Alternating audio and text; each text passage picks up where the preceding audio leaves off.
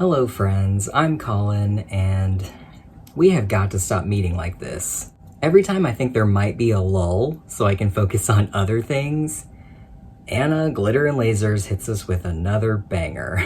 We are going to talk about Anna's newest video because I think there's a lot to be said, but I urge you to stick with me because there are a lot more whack things going on her Instagram. I'll include timestamps also in case you want to jump around. So Anna, Glitter and Lasers just posted a new YouTube video titled, "I Can't Walk Anymore." Just kidding, she now changed the title to "It's Worse Than I Thought." And I just have to show you all this screenshot because I think it's so funny. You can see the new title in my subscriptions, and down below it, you can still see the old title minimized as I was still watching the video. She did this quick because I started watching this less than an hour after she posted it.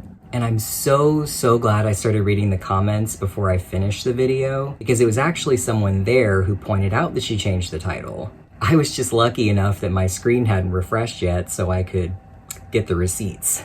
Curiously enough though, Anna actually did address this in the comments section. You rarely see Anna respond on YouTube. She will occasionally respond on Instagram or TikTok, but honestly, it usually takes some big event like this for her to respond on YouTube.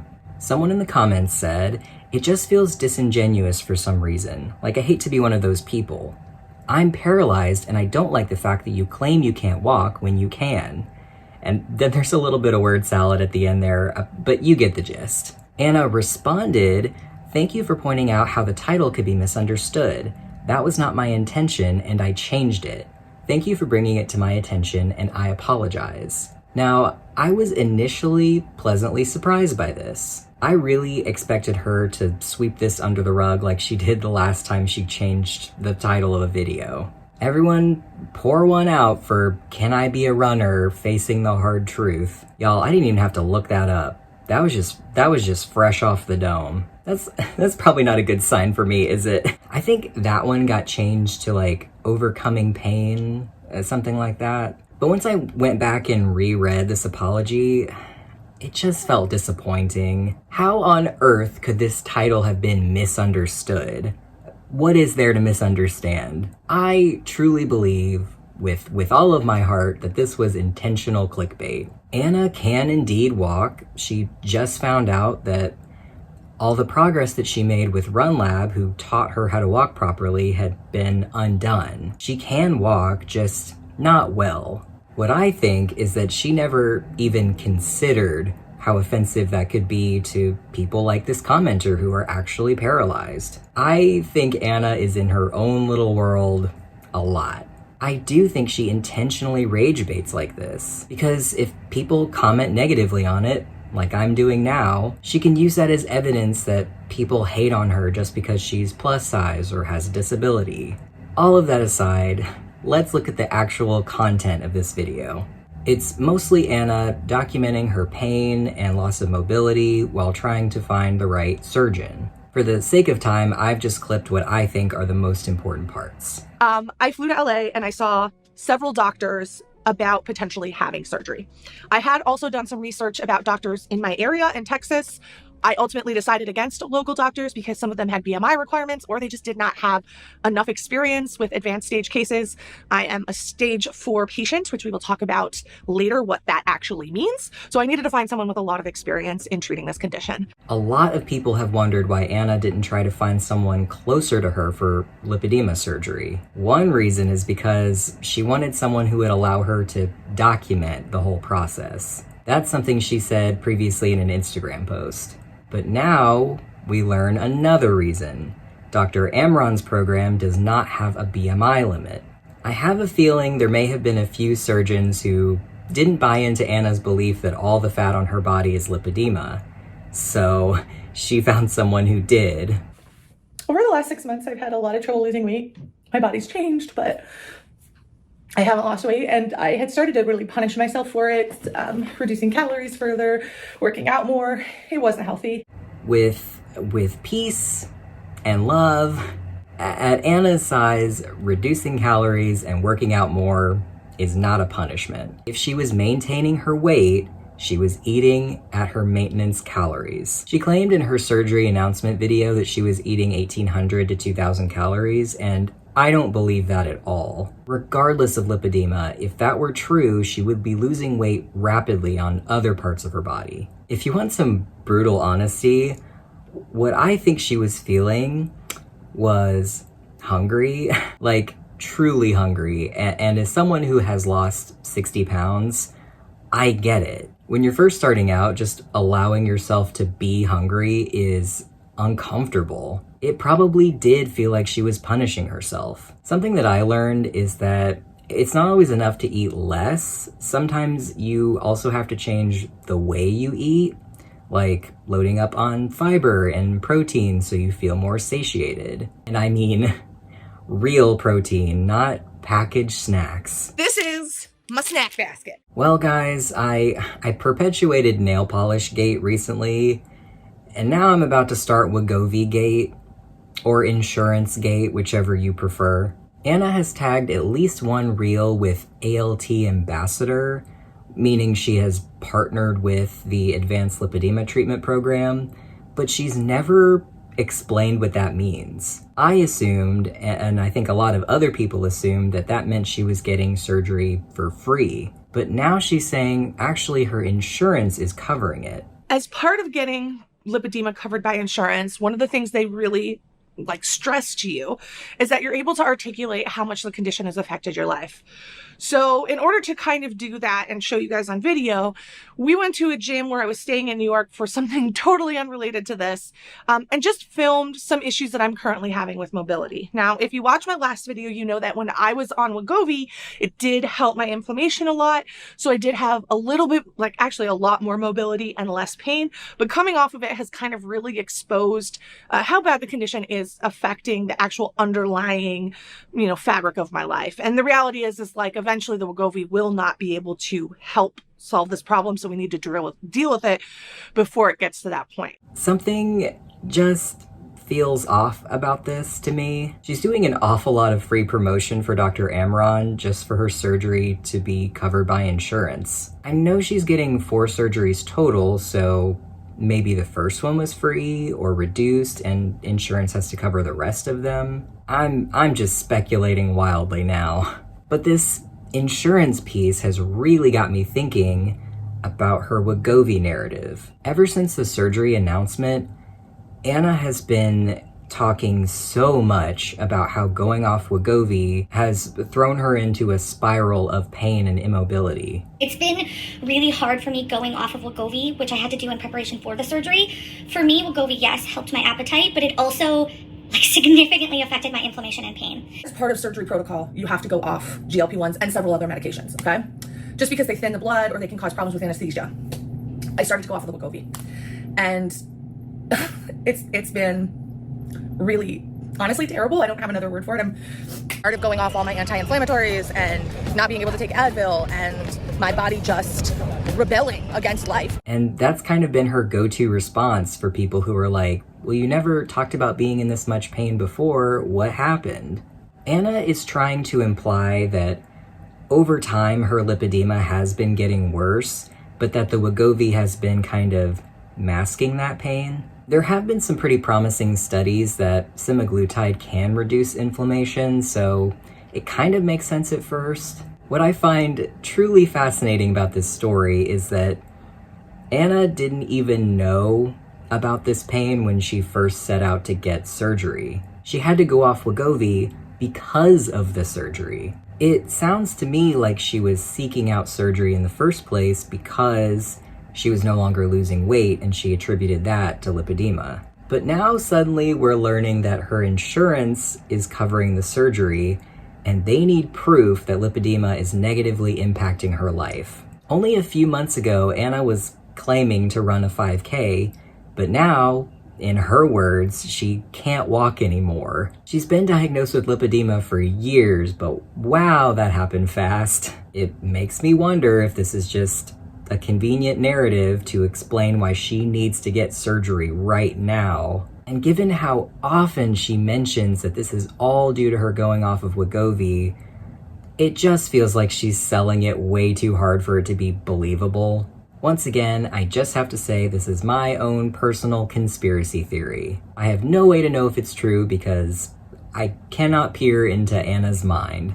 Wouldn't that be fun? This is all just striking me as an interesting coincidence. We were able to get some support from Dr. Amron's team and to actually meet with an occupational therapist who specializes in basically writing to insurance the ways that your mobility and quality of life has been affected by lymphedema. Sure. Have you been doing any kind of conservative therapy? I'm sure you have conservative therapy as far as for your lymphatics, MLD, the pump, anything like that? I don't have the pump. So because I was losing weight, I wore full compression for a while, but then I basically sized out of it. Okay. And then I had a problem finding gear that actually fit. Okay. So it was on my list to purchase new gear or get custom gear made. And now I'm going into surgery, so it's kind of a moot point. Sure. I do wear compression socks a lot, anytime, especially now in the summer because it's so much worse. Mm-hmm. I know how to do basic lymphatic massage on myself and dry brushing. Anna likes to talk about being gaslit by doctors and the internet, but this whole segment feels like gaslighting to me. Anna tells this occupational therapist that she had been wearing compression until she sized out of it. So, does that mean she's gained weight recently? Or is she saying she wore compression until she reached her highest weight a while back? That wouldn't make sense because she says she's lost 100 pounds since then. So, wouldn't she be able to wear the compression again? Neither of those explanations makes any sense to me.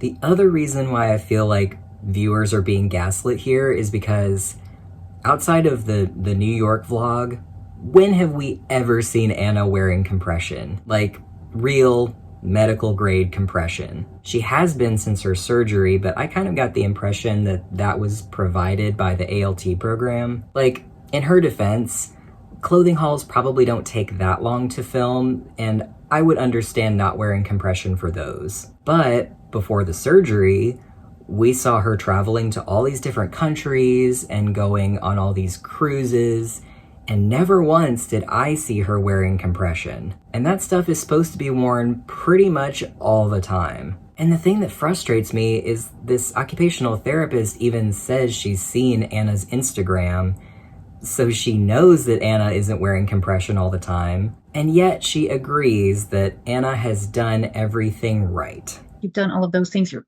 like done everything. You've done everything. What do you mean?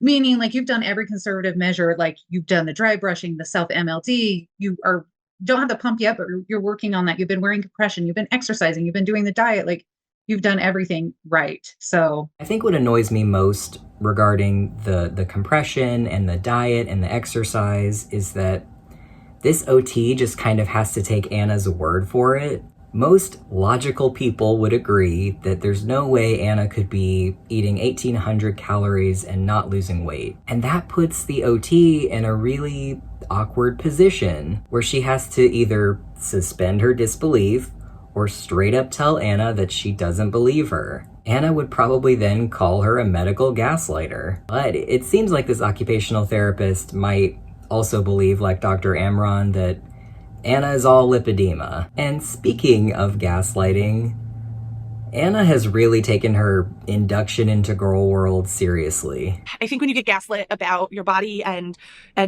especially when you get gaslit by the internet, to be really honest, and I can't wait to see the videos that come out of this. I'm sure she's not talking about me because I'm such a small channel compared to other reactors, but on the off chance that she sees this, Anna, please stop watching reaction channels. It's not good for anyone's mental health. I get it. If someone made a reaction to me, I would have to really fight the urge to watch it. With the exception of Tiny Blue Anthropologist, who has been very nice to me. The truth is, when you put yourself online like this, you're gonna get all kinds of opinions. It doesn't serve me at all to respond or even pay attention to negative comments. I try to focus on the ones that are positive and constructive. It's also been helpful to just learn how to laugh at myself a little bit. I'm on here commenting on dumb internet drama.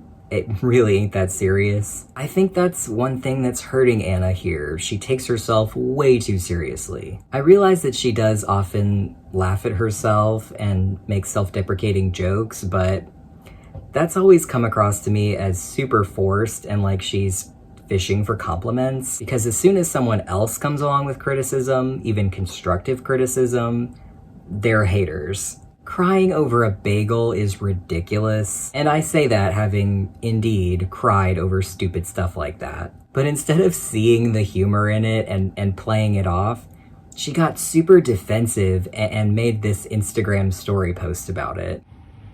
It says, taking a little break today from stories. Also, wanna laugh? People are mad that in YouTube video where I went on a 2-mile walk, I ate some cotton candy and ordered a bagel. How dare I? More specifically, that I was sad when after walking 2 miles in pain to get to the bagel shop, that they got my order wrong and I was real sad. Man, I wish my life was so uncomplicated that I had time to be mad about something as silly as how a stranger felt about their food order. The internet is wild, man. And then there's a poll that says, have you cried over a messed up food order? Yes, hormones make us do crazy things. Nope, I am magical that way. Yes, but with extra dramatics and real tears. First of all, I wasn't mad about this situation. I thought it was goofy, and extra goofy that she included it in a video that was posted on the internet.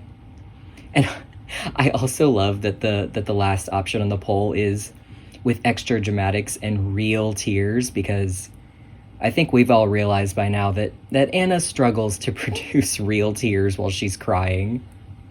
I'm willing to bet the people she mentioned that got mad about this are not just haters in her comments, but they're probably also reaction channels, because she just said, and I quote, I can't wait to see the videos that come out of this. Like, she's just outright admitting to seeking out the criticism. It's just not healthy. Y'all, Anna's sillies are sillying, and it is so hard for me to keep up. Literally, while I was editing this video, Anna posted this reel. I'm gonna have to mute it, but it says, POV, you're grateful for your haters because they relentlessly shamed you about crying over a messed up order. You got free bagels from NYC. Life is good. Karma is better. And the caption is pretty long, but oh boy, get ready. It says, I seriously can't even make this story up. Right before my surgery, I was in a lot of pain, but I knew I needed to stay active to ensure the best results. I decided to walk 2 miles to a shop to get my favorite bagel, pumpernickel with Kalamata cream cheese. I chose to vlog the process because I'm such a workaholic. I knew it would help me not give up. Unfortunately, after walking 2 miles in a very hot New York City to the store, they gave me the wrong order and I cried about it. I was an emotional mess as I was having surgery in just a few days, was in a ton of pain, and I wasn't sleeping. It wasn't just a bagel at that moment, it was everything. A certain terrible part of the internet, I'm sure that includes me, decided that I was ungrateful and terrible human for these tears. They proceeded to do what people like to tend to do on the internet, and during some of the hardest days of my recovery, I was also experiencing #BagelGate. Somehow I laughed it off because, candidly, what a stupid thing to be mad at someone for. Bagel Company saw this all go on and offered to send me some of my favorite bagels. It literally made my month. Just a little reminder that what you put out into the world will come back to you. This time for me, it was in the form of a bagel. Obviously, I don't think Anna is a terrible human for crying over her bagel. Like, I've said it multiple times at this point, I've cried over stupid stuff too, but the problem is she just takes herself so seriously, and like, no one can poke fun at her for a very clearly silly thing, because that makes us terrible people. I'm glad she got her bagels, so very glad. I also think it's really funny that the company that sent her the bagels is not the company that messed up her order. If I may, one more conspiracy theory. I've been waffling about nail polish gate, but man, I'm really starting to see more inklings that this surgery was a while ago and she's been filming things ahead of time, because she's been very weird with time lately. Because like literally a month ago I ran a 5K. But so first and foremost, about 2 months ago, maybe even longer than that, I'll be honest, my brain is really foggy post-surgery, so don't trust any dates I say because I'm not even sure if they're correct. But look, I am also terrible at keeping track of dates, but like, it would be ridiculously easy to find out what the date was. Most email services have a search function, or I'm sure her creative partner John would be happy to look through the footage and find the date. I mean, he's gonna have to edit the video anyway. I just find it interesting that she blamed her slip up from the bagel video on brain fog, and now she's blaming surgery. Again, this is my own personal conspiracy theory.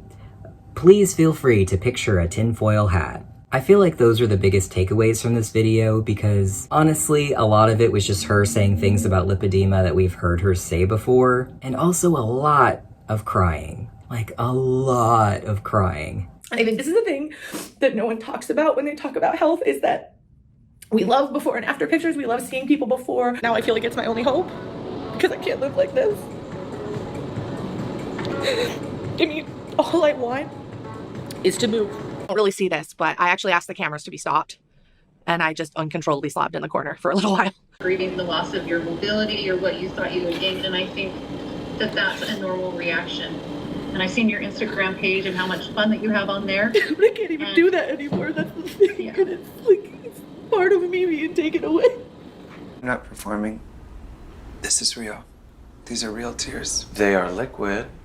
It did make me think for the first time though, because I could tell by the way the camera was moving in the scene where she's in the gym that John is there filming her. She doesn't have a tripod set up. So he's just standing there filming her while she's having a mental breakdown. That is so awkward for him. Like, I wonder how much emotional labor he has to do for her on top of all the professional stuff. Now, on to what I think is the most juicy stuff. Anna's Instagram. The first thing is just a little bitty thing because I enjoy being right. In a previous video, I mentioned how fascinating I thought it was that Anna was showing us her setting up all this padding for her bodily leakage right on top of her comforter. Then when everyone in the comments asked her where she got the comforter, she had links ready to go. I speculated that she probably showed the comforter on purpose because she probably gets commission from those links. And lo and behold, what did I find on her stories? Links to all the things in her reels, including the comforter.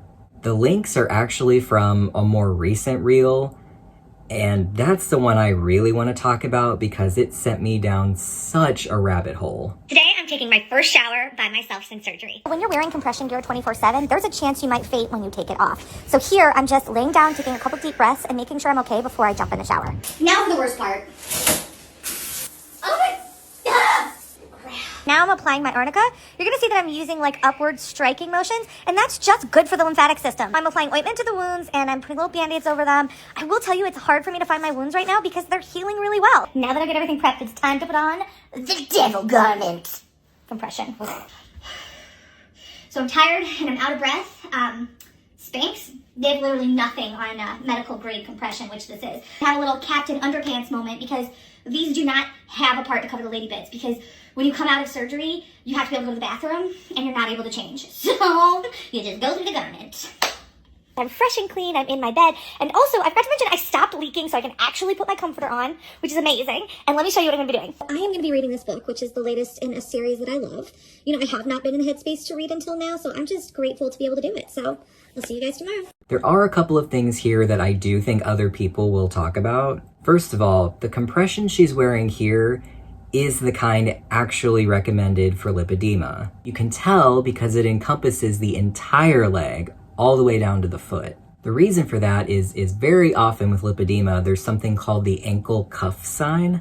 Basically, the fat of the leg kind of looks like a column and it terminates at the ankle. It kind of looks like someone put a big rubber band around it. So it's really helpful to have something that goes all the way down to the foot. There are a few different presentations of lipedema, and Anna doesn't have that kind. She has the kind that's from hip to knee, but she also mentioned that she has lymphedema. as well as lipedema. And this kind of like full body compression is recommended for both of them. I hope this also shows you that I really have been deep in research for my lipedema video. I am actively working on it all of the time. And I have to say, Anna is still recovering from surgery, so her mobility is limited, but this compression garment still seems really foreign to her, which is why I was confused when she told the occupational therapist that she had been wearing full compression for a while. Girl, where? The other thing that I actually think other people will notice is that this is the first time we're seeing Anna's legs post-surgery. And I was surprised because the wounds really don't look that bad. I mean, obviously she's still swollen and bruised, but like I can kind of tell the difference, and I'm really glad that everything is okay. But all right, this is the part that made me stop in my tracks. I'm applying my arnica. I have heard of arnica before. It is a plant, a mildly toxic plant. Now, what I'm not saying is that Anna is using anything toxic here. Actually, kind of the opposite. I don't think this stuff is likely doing anything at all. I do think I need to give you some of my background first. My lore, if you will, is that I was raised in an extremely conservative Christian family with a penchant for alternative medicine. And because I was raised that way, I believed in a lot of those things too. The story is way too long to get into, but now I am an atheist. I would call myself a skeptic. I don't have a spiritual bone in my body. I'm interested in science, like real, actual science, but like just as a layman. I think because I swung so hard from one extreme ideology to the other, I'm still fascinated by pseudoscience. Like I always say, I am not an expert, but I do engage with this kind of content a lot. Which is why I've heard of arnica before, specifically Arnica montana. It's something that is used quite often in homeopathy. Now, here's where things get kind of confusing, because some people will use the word homeopathic to refer to things that are like natural or non-toxic, and that's just not right. True homeopathy does have its own parameters, and buckle up, because this is a doozy. One of the principles of homeopathy is like cures like. Say, for example, you have insomnia. Homeopathy would say you need to take something that causes you to be awake, like caffeine. But you don't want an actual full dose of caffeine. You want extremely diluted caffeine. The idea is that the dilution will cause the opposite thing to happen. So in this case, diluting caffeine would supposedly make it a sleep aid. Because another principle of homeopathy is that you don't want to take the actual thing, you want the energy of the thing. To make a long story short, homeopathy is like energy healing. There are usually very little or actually no active ingredients in it. In the case of Arnica montana, it is toxic, but the idea is if you dilute it, then it becomes healing. Sound bonkers? That's because it is. There is no evidence that homeopathy works. That being said, this particular arnica gel that Anna is using is only a 1x preparation, meaning it was only diluted one time. So there could actually be a little tiny bit of the real plant in there, but it's not going to hurt you unless you ingest it, which is obviously not recommended. But it also probably won't help you. There are some mixed results from some studies that say it might work slightly better than placebo, but I just outright don't trust homeopathy on principle. If you want to look it up without clicking Anna's link, this particular arnica gel that she's using is called Arnicare, and it's produced by a company called Boiron. I don't know how to pronounce it because it's French, but it's spelled B-O-I-R-O-N. And it's a company I was already familiar with because the whole company is homeopathy. And this kind of stuff is fully sold in stores right next to actual medicine with real active ingredients. If you ever see something called oscillococcinum in the cold and flu aisle, that's homeopathy. It is extremely diluted duck liver. I mean, hell, and I got this arnica gel on Amazon, and considering the questionable amount of vitamins and supplements Dr. Amron recommended she get for the surgery, I kind of wonder if he's the one who recommended arnica gel to her. And if that's the case, that kind of worries me. But it doesn't stop there, friends. Oh no. Like I mentioned, Anna is much more responsive on Instagram and TikTok, so when I was on Instagram and I saw this reel, I scrolled down to the comments, and I saw someone had said, "Happy for you, glad you mentioned flow of lymph. So many people are into and do dry brushing for lymph drainage, but they don't do it correctly. It's assumed any method of dry brushing is helpful, but it's not. It's towards the heart." And Anna responded, "I learned everything I know from @LymphLoveClub." So naturally, I clicked on that link to the profile. The person who runs this page is Leah Levitin. And oh no, it's listed as an alternative and holistic health service. Don't like that. Naturally, Glitter and Lasers follows this account, and also the Advanced Lipedema Treatment account follows it, and a couple other lipedema specialists I've been following. And that does kind of make sense because a lot of professionals will recommend manual lymphatic drainage for lipedema and lymphedema, but this lady, Leah, I'm not sure about. I think some of this might be due to my cold atheist heart, because Leah here does promote some woo-woo sounding concepts. I just went through like her Instagram highlights to get an idea of what she was about, and here are a few gems I found. Someone asked, "Your thoughts on face cupping," which, if you don't know about cupping, that's another alternative medicine treatment that doesn't have a lot of evidence behind it. And Leah responds, "My thoughts, no right or wrong here. There is a sacred and energetic healing property that occurs when someone's skin touches another. I personally won't allow for a plastic contraption, the cup, to come between myself and my clients." Here's another one. Someone else asked, "Does it impact your nervous system at all, anxiety, etc.?" And Leah responds, "Life is tricky, ain't it?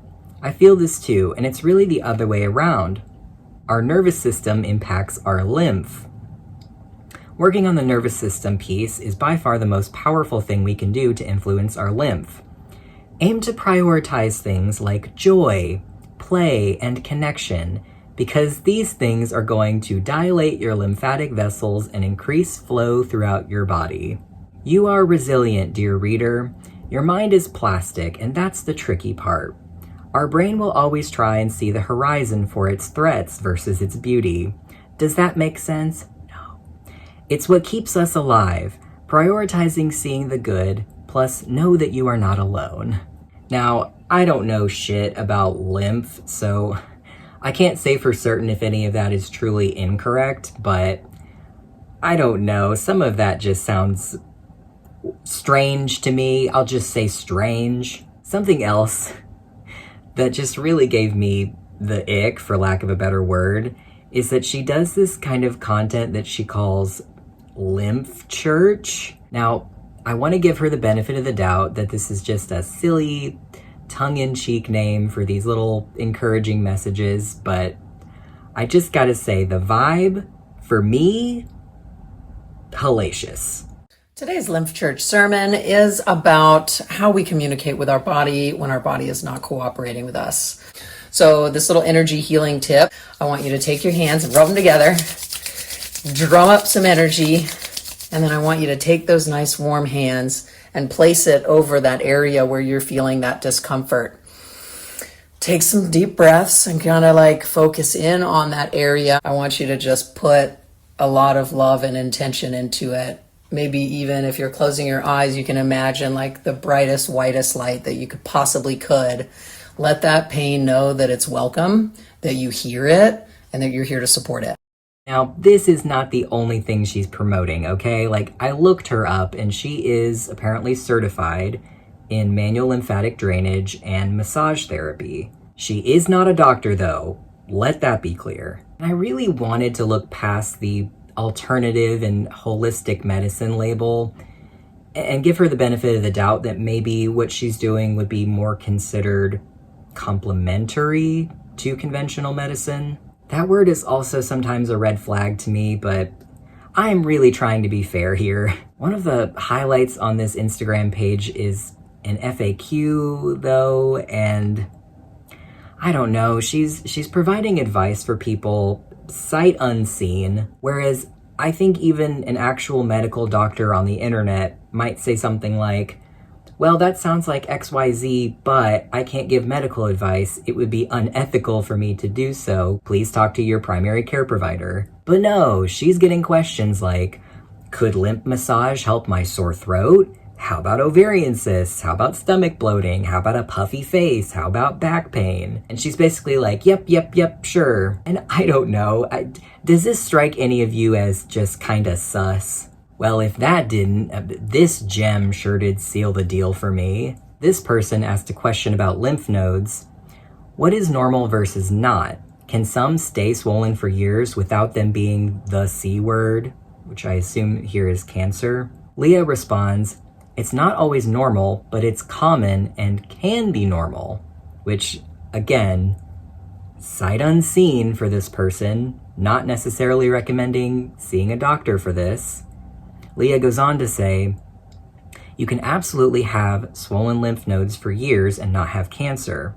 I have a lot of clients with EDS, autoimmune conditions, nervous system disorders, gut stuff, Lyme, you name it. These folks have been passed around from doc to doc like a collection basket at a church, a lymph church, just to get a formal diagnosis, which helps them feel validated in the experience they're having in their body. Their day-to-day lives involve swollen lymph nodes, and for them, it has nothing to do with cancer. It's inflammation. Keep searching for a doctor who will listen. Do not give up because you deserve to be heard, and your quality of life will improve once you do. Because then, you'll know what you're treating and how to treat it. Note, often, but not always, Western medicine can't help. It's a system that is committed to keeping us ill, but we also need it. We really need it for diagnostics and emergency intervention. Western docs truly want the best for their patients. They're being lied to as well. It is not their fault. Praying hands emoji. Oh no, Leah, no. This type of thing frustrates me so much. Calling conventional medicine Western medicine, first of all, insulting to real doctors all over the world who don't buy into unproven practices. But the idea that these poor doctors are just lied to and they don't know any better is just so patronizing to these people who really understand how science works. Okay, all right. I got a little heated there. But like, I actually am angry on behalf of people like Anna who are just looking for help and they just get consistently lied to like this. I can't even really blame her, except I do get the sense that she does doctor shop till she gets the answers she wants. Maybe that's not the case, but that's certainly the impression that I get. And I like to talk about Glitter and Lasers in general because I think she's goofy and I'm just having fun here. But like from the very beginning, the thing that irritated me the most about her and the reason I wanted to start making commentary about her is the persistent misinformation she puts online. And she has a fiercely loyal audience who will defend everything she does. It's one thing to defend her over crying over a bagel, but it's another thing entirely to defend and believe the promotion of pseudoscience. Y'all, I won't lie, this was kind of a fun one for me. Alternative medicine is one of my favorite things to research, as frustrated as it makes me. But I kind of like how my interests collided here. Also, I hope it would go without saying, but I'm gonna say it just in case. Please do not go to any of these people's social media and harass them. That includes Anna and Leah and anyone else I might have mentioned. I talk about these things because I want you to be able to notice them and avoid them. All right, everyone. I think that's all for me today. Don't forget to like, comment, and subscribe, and thank you so much for watching. What is homeopathy? It's taking a medicine that really works and diluting it down, well beyond Avogadro's limit, diluting it down to the point where there's none of it left. Now, folks, this is not just a metaphor I'm going to give you now. It's true. It's exactly equivalent to taking one 325 milligram aspirin tablet, throwing it into the middle of Lake Tahoe, and then stirring it up, obviously with a very big stick, and waiting 2 years or so until the solution is homogeneous. Then when you get a headache, you take a sip of this water, and voila, it is gone. Now, that is true. That is what homeopathy is all about. And another claim that they make, you'll love this one. The more dilute the medicine is, they say, the more powerful it is. Now, wait a minute. We heard about a guy in Florida, the poor man. He was on homeopathic medicine. He died of an overdose. He forgot to take his pill.